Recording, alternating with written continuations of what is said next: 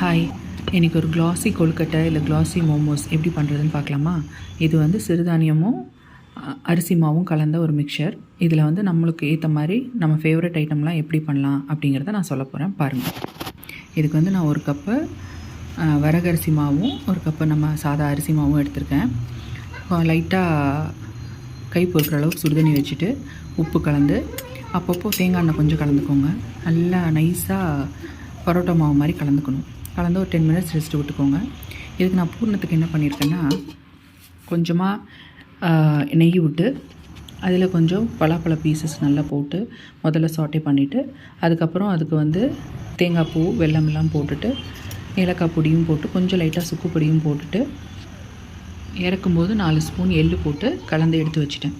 இது வந்து என்ன பண்ணணும்னா 10 மினிட்ஸ் கழித்து இந்த மாவை லைட்டாக தலைவாழை இலை எடுத்து இப்படி பீஸாக கட் பண்ணி வச்சுருக்கேன். அதில் தேங்காய் எண்ணெய் லைட்டாக தடவி அதை இப்படி ஸ்ப்ரெட் பண்ணி உள்ளே இந்த பூர்ணத்தை வச்சு நீங்கள் அப்படியே மூடி கொடுத்து ஆவியில் வேக வச்சு எடுத்து பசங்களுக்கு கொடுக்கலாம். இதையே வந்து நல்லா வெஜிடபிள்ஸும் ஸ்டஃப் பண்ணி இதே மாதிரி நீங்கள் ஆவியில் வச்சு எடுத்து கொடுத்தீங்கனாலும் செம்ம டேஸ்ட்டாக இருக்கும். இதே லேயரில் நீங்கள் வெஜ் பஃப்கான எல்லா ஸ்டஃபிங்கையும் பண்ணி ஆயிலில் ஷாலோ ஃப்ரை பண்ணாலும் சரி, ஏர் ஃப்ரை பண்ணாலும் சரி, எடுத்து சாப்பிட்டு பாருங்கள், செம்ம டேஸ்ட்டாக இருக்கும். மீதி இருந்த மாவில் சின்ன சின்ன கொழுக்கட்டையாக எடுத்து வச்சு நம்ம வெறும் பாலில் வெல்லம், குங்குமப்பூ, கொஞ்சம் ஏலக்காய் பொடியெல்லாம் போட்டு பசங்களுக்கு கொடுத்தேன். அதுவும் நல்ல டேஸ்ட்டாக இருந்தது. இப்போ பாருங்கள் க்ளாஸி லுக்கில் எப்படி இருக்குது நம்ம கொழுக்கட்டைன்னு. இப்படி தான் இருக்கும். அதனால் இதை ட்ரை பண்ணி பார்த்துட்டு எப்படி இருக்குதுன்னு சொல்லுங்கள். செம்ம டேஸ்ட்டாக இருந்துச்சு. இப்போ சீட் ஃப்ரீ மீல்ங்கிறாங்கல்ல, அந்த மாதிரி தான் இருக்கும் இதுவும்.